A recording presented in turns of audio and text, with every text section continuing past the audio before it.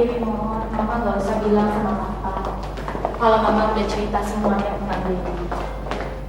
Papa kan baru melalui masa kritis.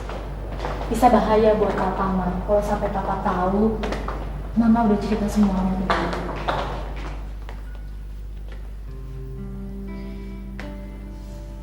Kenapa, Ma?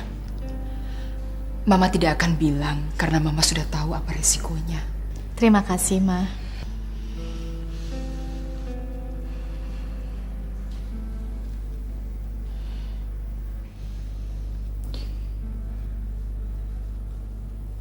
Ada apa lagi, Ma?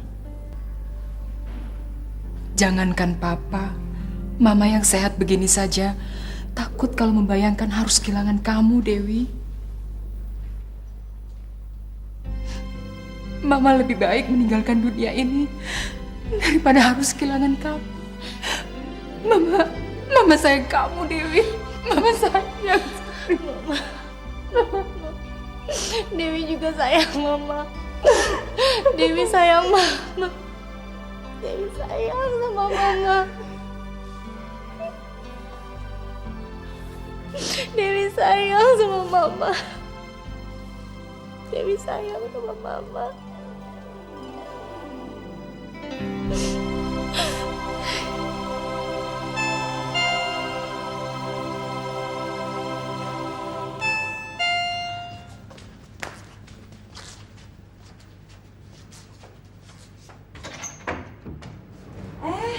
Sandra, aduh sorry, Sandra baru keluar dari mandi. Papa kapan balik, Pak? Tadi pagi. Mana Raja? Lagi tidur. Bangunkan dia. Sudah beberapa hari mertua kamu di rumah sakit. Kalian masih belum ke sana. Kita ke rumah sakit sekarang. Raja udah gak mau ketemu keluarganya lagi, Pak. Malam itu dia merasa sangat terhina. Bapak ingin tahu apa yang sebenarnya terjadi. Kita cuma datang agak terlambat, dia udah dibunya marah-marah di depan umum seperti kita ini sampah. Papa tidak percaya. Kalau Papa nggak percaya ya sudah. Tapi jangan paksa mereka dong untuk pergi ke sana dan dihina lagi. Kenapa kalian terlambat? Macet. Kenapa kamu yang jawab? Mama punya mulut. Kalau Mama mau jawab emang kenapa, Pak? Papa menanyai Sandra diinterogasi seolah Sandra itu seorang penjahat. Sandra, kamu masuk saja. Ini urusan Mama sama Papa. Iya, Ma.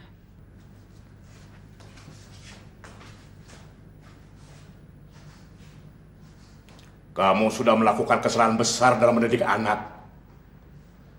Sampai sekarang, kamu sama sekali tidak berusaha memperbaiki kesalahan kamu itu. Papa tidak usah berfalsafah. Papa mau cari muka kan? Sama Baskoro yang kepala batu itu? Kita tidak ada yang mau pergi. Papa aja yang pergi sendiri.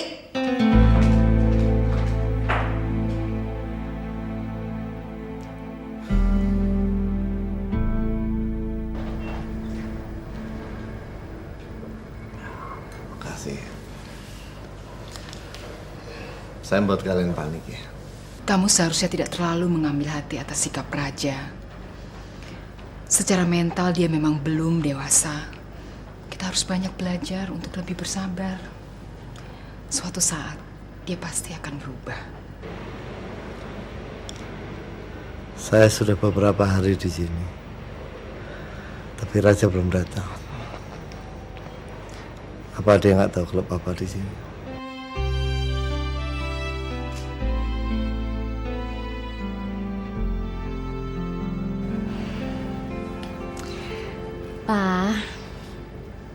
Papa kalau sayang sama kami, Papa harus cepat sembuh. Dewi sengaja nggak bilang sama dia, supaya Papa bisa lebih tenang. Sampai kapan kamu lindungi Raja? Padahal sejak dia punya istri, dia sudah bukan bagian keluarga kita lagi. Kalau kalian ingin saya cepat sembuh, jangan bawa lagi kebohongan di hadapan saya.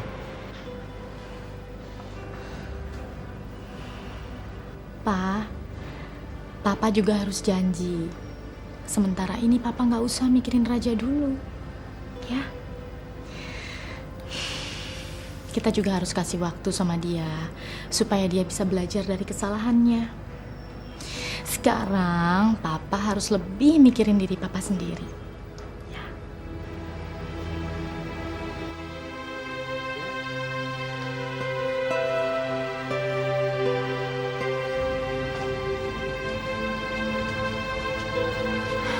Mah, Sandra curiga deh.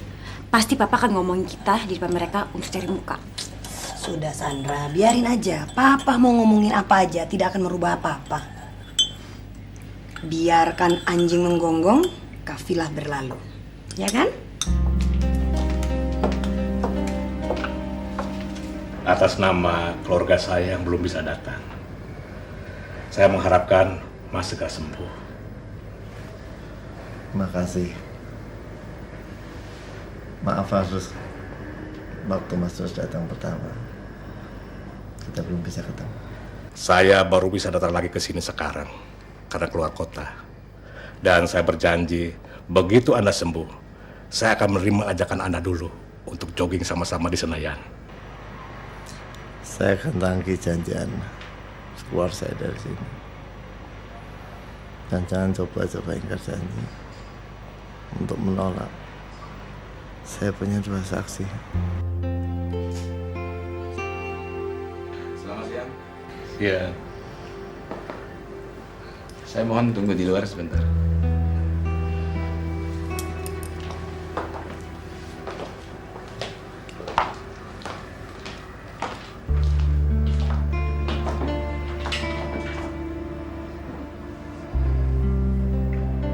Saya gagal mendidik anak saya, gagal membimbing istri saya. Dan kegagalan itu juga telah membuat saya tidak bisa mengajak mereka datang ke sini sekarang. Nggak apa-apa. Kami sangat menghargai perhatian Mas Rudianto yang mau meluangkan waktu untuk memberikan dukungan moral kepada kami. Khususnya untuk suami saya. Apa yang saya lakukan tidak sebanding dengan kegagalan saya mendidik keluarga. Sehingga kegagalan saya itu telah memberikan pengaruh yang tidak baik terhadap keluarga Mas Baskoro. Om gak usahlah nyalain diri Om sendiri. Suatu saat yang namanya kebenaran pasti akan menerangi hati manusia yang gelap karena emosi.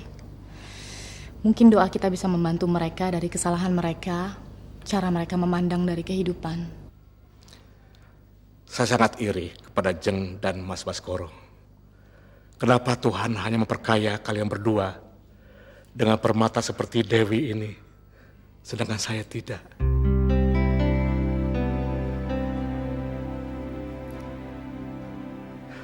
Permisi, saya pergi sekarang. Tolong pamitkan pada Mas Baskoro. Akan saya sampaikan. Ya, saya ikut berdoa semoga Mas Baskoro segera sembuh seperti sedia kala. Terima kasih. Dewi, permisi.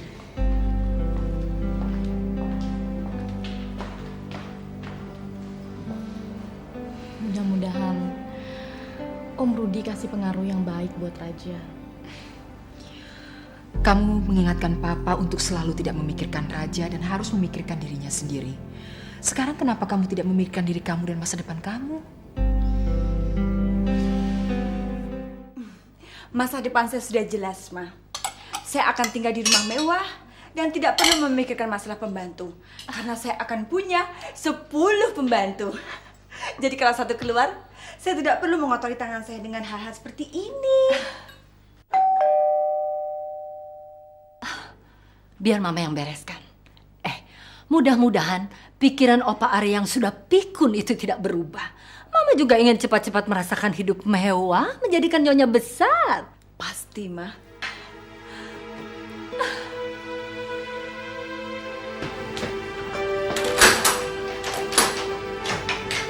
Hai, Arya. Halo. Hai. Ini contoh undangan pernikahan yang kamu minta. Kamu pilih salah satu yang paling bagus sih.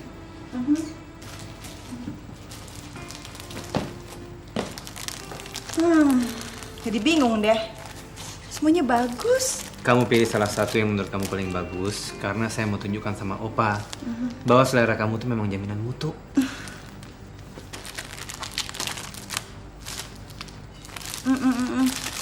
Ini kayaknya paling bagus deh. Ya. Yang ini. Gimana pendapat Opa? Bagus kan?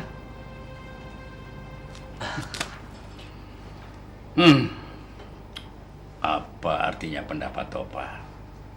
Toh pendapat Opa tidak ada pengaruhnya terhadap pilihanmu.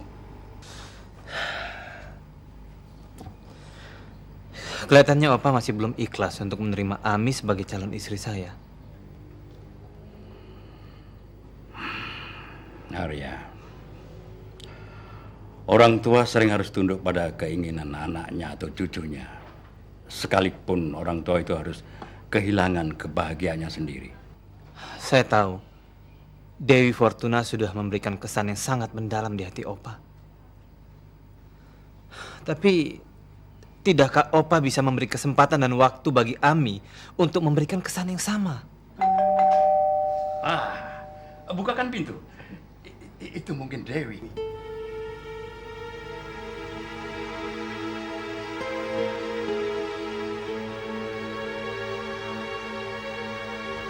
Kenapa kamu kaget? Opa panggil dia ke sini. Dewi berhak datang ke rumah ini kapan saja tanpa harus diundang atau dipanggil. Kenapa? Kamu takut berhadapan dengan kenyataan. Kenyataan apa maksud Opa? Kenyataan bahwa Dewi bukan hanya semacam ruang hampa yang hidup dalam masa lalu kita. Dia sudah menjadi bagian dari hidup kita, Arya. Bukakan pintu. Hadapi dia dengan sikap gentleman. Ayo. Ayo.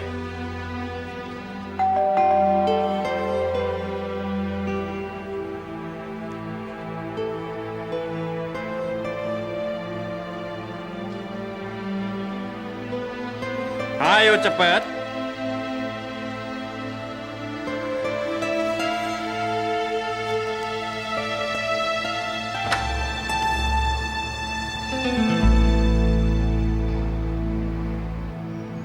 Loh, reaksi kamu kok aneh?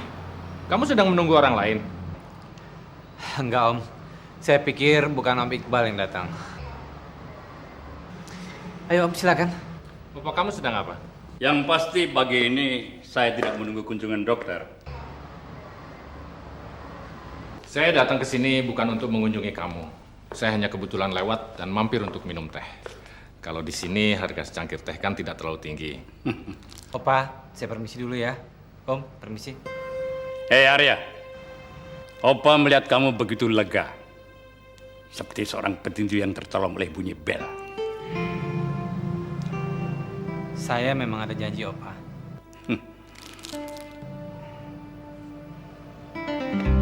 Silakan. Arya telah memperlihatkan contoh undangan ini untuk mendesak saya secara halus supaya saya mengizinkan dia menikah dengan perempuan pilihannya. Surya,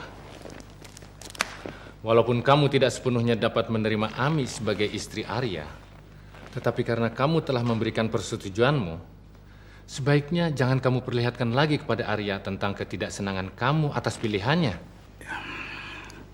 Apa yang kamu katakan memang sama sekali tidak salah. Tapi hati kecilku merasa bahwa Arya melakukan kesalahan yang fatal dalam hidupnya karena tidak memilih Dewi sebagai istrinya. Ini bukan lagi masalah apa kata hati kecil kamu, tapi ini merupakan masalah jodoh. Dan perjodohan adalah salah satu rahasia dan hak prerogatif yang hanya dimiliki oleh Tuhan. Ya, saya tahu. Mungkin saya bersikap begini karena saya sangat menyukai Dewi. Saya menyayangi Dewi. Saya merasa kehilangan dia. Waktu kamu memencet bel pintu tadi, saya mengharapkan Dewi yang datang. Kenapa kamu tidak coba telepon dia? Mungkin dengan menelpon dia, rasa kehilangan itu akan berkurang. Dan kamu akan semakin bisa menyesuaikan diri dengan pilihan Arya. Arya tidak memberikan nomor teleponnya kepada saya. Dan rupanya Dewi juga dilarang Arya untuk memberikan nomor teleponnya kepada saya. Dan dengan cara saya bisa mendapatkan nomor telepon Dewi dari Arya. Oh iya.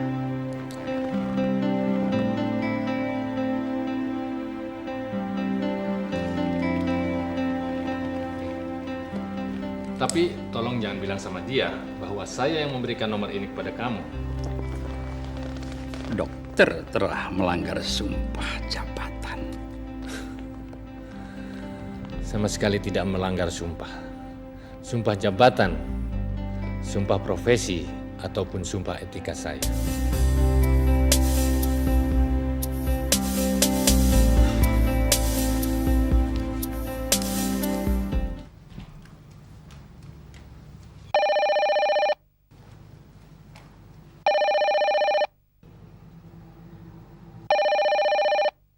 Biar saya yang angkat.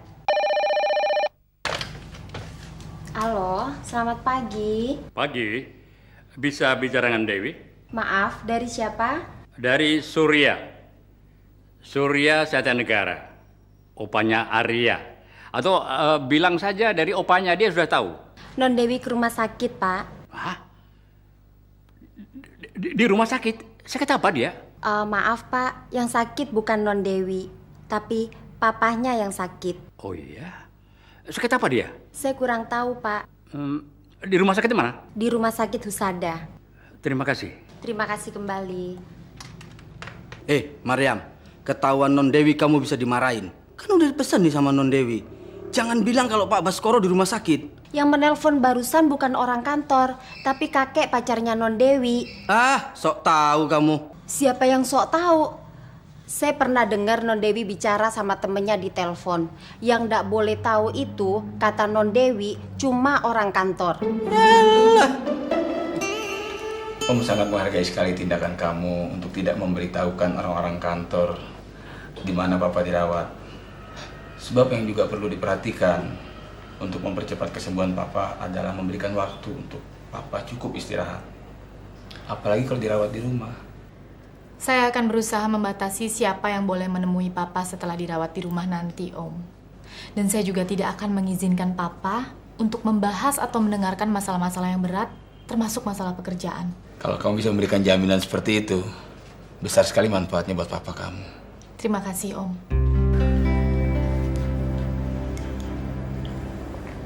Dewi mana? Di ruangan Dokter Karim. Ngapain dia sana? Nanyain keadaan Papa. Kata Om Dokter, mulai besok Papa udah bisa dirawat di rumah.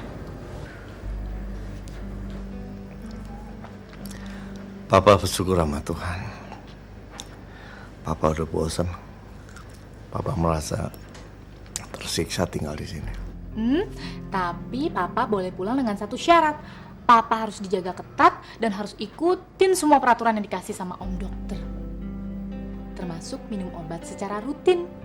Iya, ya nggak apa-apa. Yang penting Papa tinggal di rumah. Papa bisa minta perawat. Dewi dong, Pak, yang jadi perawat Papa. Enggak. Mama kan lebih senior. Jadi Mama dong yang pantas jadi perawat Papa. Kamu jadi asisten Mama aja.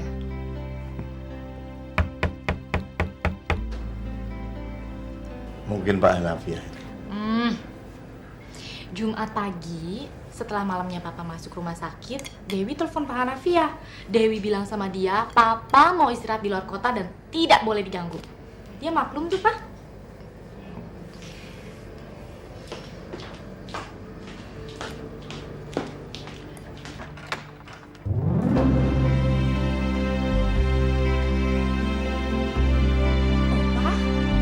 Opa itu siapa?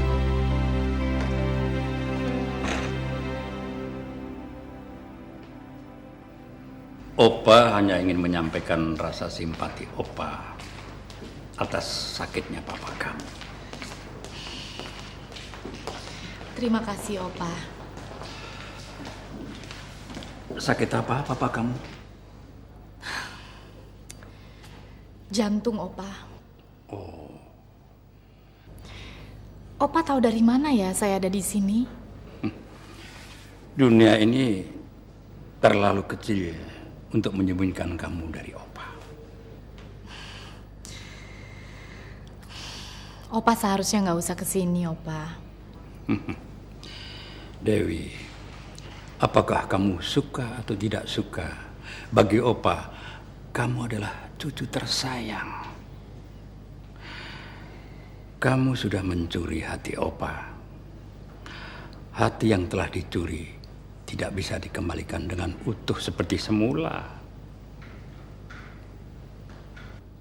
Sudah lama Opa kepingin ketemu orang tuamu yang sangat beruntung karena punya anak seperti kamu. Opa kalau nggak berhenti muji-muji saya bisa pingsan loh, Opa. Kamu memang layak untuk menerimanya. Ya? Sekarang kenalkan Opa dengan orang tuamu.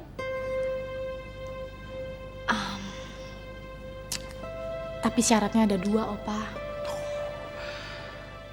Apapun syaratnya, Opa akan terima. Yang pertama, Opa jangan bilang sama Arya. Dan yang kedua, Opa jangan tanya sama saya kenapa Arya nggak boleh tahu. Begitu patuhnya kamu sama Dewi, sehingga baru sekarang kamu ceritakan semuanya. Jangan sampai Dewi tahu kalau saya sudah bercerita.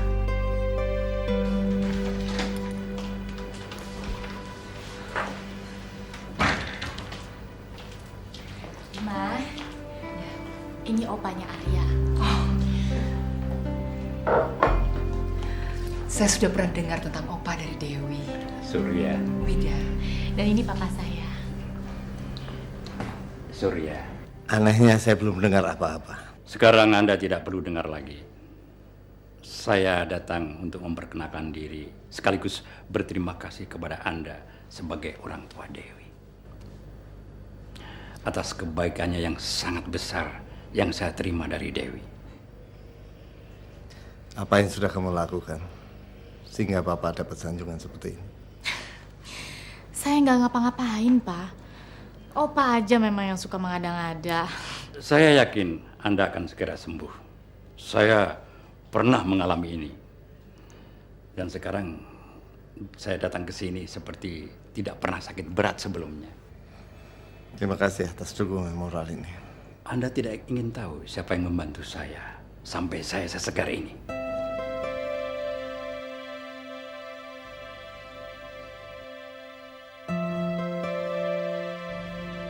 Siapa? Darah daging Anda yang menyelamatkan saya dari penderitaan yang sangat panjang. Dia yang merawat saya. Dia yang mengurus saya. Sehingga dokter pribadi saya minta supaya ia jadi perawat kepala di rumah sakitnya. Opa, tadi kan saya udah bilang sama Opa, kalau Opa nggak berhenti-berhenti memuji-muji saya bisa benar-benar pingsan loh, Opa. Kan Opa juga sudah bilang bahwa kamu layak untuk menerimanya. Saya setuju dengan pendapat Opa.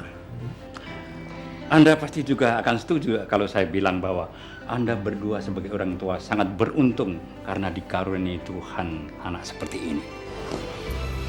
Karena rasa keberuntungan itu, istri saya memberi dia nama Dewi Fortuna, bidadari yang membawa keberuntungan.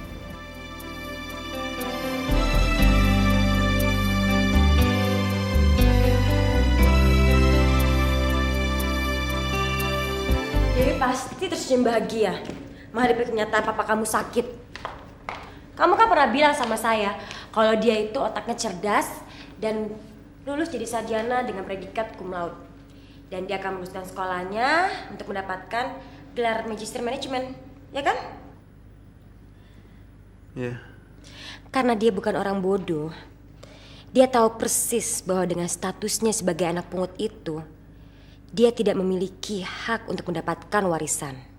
Dia masih yakin dia masih anak mama dan papa. Setelah apa yang kamu bilang di rumah sakit, dia pasti akan mendesak mama kamu untuk bercerita. Dan mama kamu akan terpojok. Dan gak punya pilihan yang lain. Dari mana kamu dapat kesimpulan itu? Saya merenung dan mencoba menempatkan diri saya dalam posisi anak pungut itu. Lalu saya mencoba menempatkan diri saya dalam posisi mama kamu. Dan kalau saya jadi dia, saya akan mengambil jalan pintas. Saya akan rayu papa kamu untuk menandatangani surat hibah. Lalu saya akan membunuh papa kamu secara halus. Mumpung kesempatan masih terbuka lebar, mengingat sakit yang diderita papa kamu saat ini.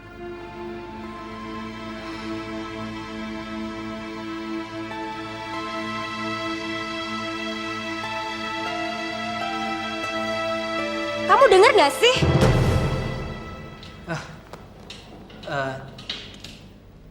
Kamu bilang apa barusan? Saya sudah bicara panjang lebar sama kamu. Terus sekarang kamu nanya apa yang saya bicarakan barusan?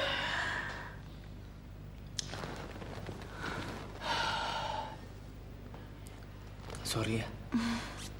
Kamu mikirin apa sih? Opa, nggak biasanya dia seperti ini. Nggak ada yang tahu dia pergi kemana. Jam segini aja belum pulang. Saya harus pergi sekarang. Duduk dulu lah sebentar. Mami kamu kan juga masih di toilet. Sudah selesai? Yuk. Tante dan Ami harus pergi sekarang. Tante kok nggak minum dulu? Tante ada janji dengan orang yang ngurus catering untuk pesta. Saya ngantar Tante. Terima kasih, nggak usah repot. Ini kan urusan perempuan. Lagi pula Tante sudah suruh taksinya nunggu. Nggak lebih baik tunggu Opa dulu Tante? Tante terpaksa buka rahasia. Sebenarnya maksud Tante kesini ingin numpang ke toilet. Lain kali saja Tante mampir sini lagi ya. Dan sampaikan salam Tante untuk Opa kamu. Salamnya saya terima. Aduh, Opa dari mana aja sih? Opa barusan menemui seseorang yang berhasil membuat Opa sangat suka, sangat sayang sama dia.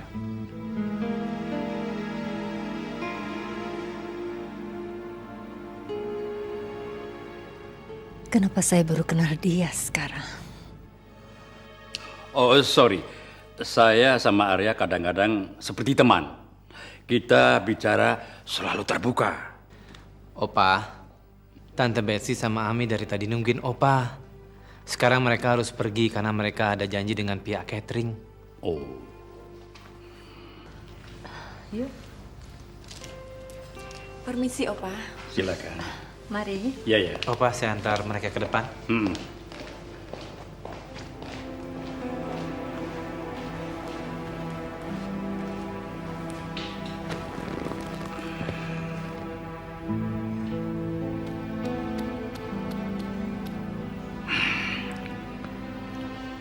Kasihan Dewi. Dia selalu membawa keberuntungan.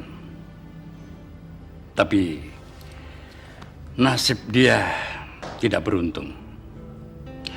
Karena Arya sama Ami mau berpesta ria di atas kesedihan Dewi.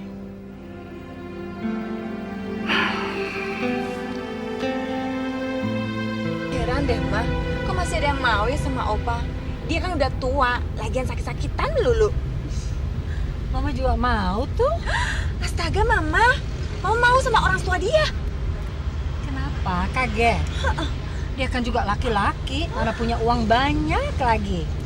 Soal umur ataupun kesehatan sih itu nomor 2. Yang penting zaman sekarang tuh uang. Uang, tahu? Sayangnya ya, Mama udah keduluan sama kamu. Supaya kamu nggak keduluan sama anak pungut itu, kamu harus mendorong Raja untuk dia cepat bergerak. Sandra udah bilang, Ma. Raja berencana datang ke kantor untuk mengambil surat-surat penting dari laci bapaknya, sekaligus mencari alamat Rosa. Rosa? Rosa itu siapa, Sandra? Dia perempuan yang tahu persis asal-usul anak pungut itu. Terus kapan Raja akan bergerak? Raja kan baru dipecat, Ma. Jadi dia nggak leluasa untuk datang ke kantor siang-siang. Rencananya malam ini. Bener ya? Kamu harus dorong dia. Mama pergi dulu ya.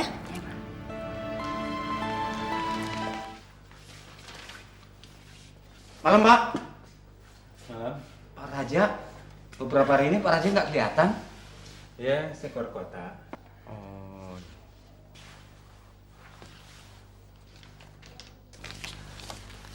Maaf, ini untuk beli rokok.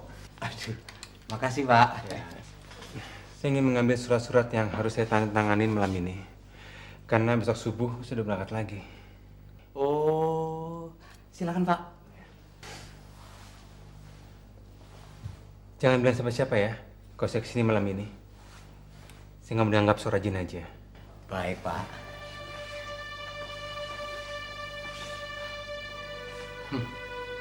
Dia kira saya tidak tahu kali kalau dia sudah dipecat.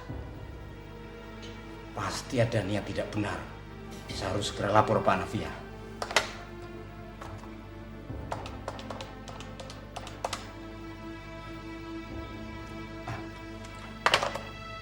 Saya nggak mau cari penyakit Biar bagaimanapun dia itu anaknya Big Boss. Salah-salah bisa saya yang dipecat. Bodoh amat Di berangkas nggak ada. Gimana ya? Mungkin nggak ya Papa menyimpannya di tempat yang dianggap nggak mungkin.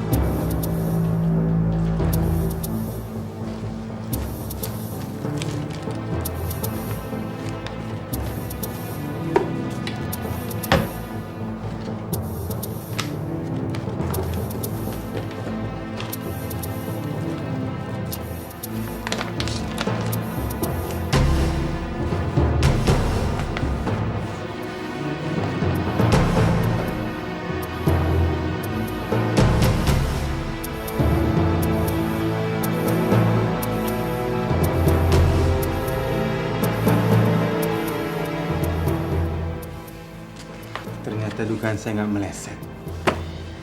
Ini surat wasiat yang ditulis Papa.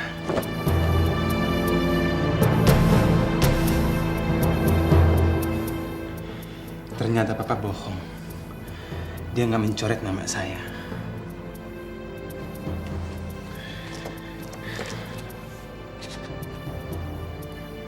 Dan 50% warisannya tetap diberikan kepada saya.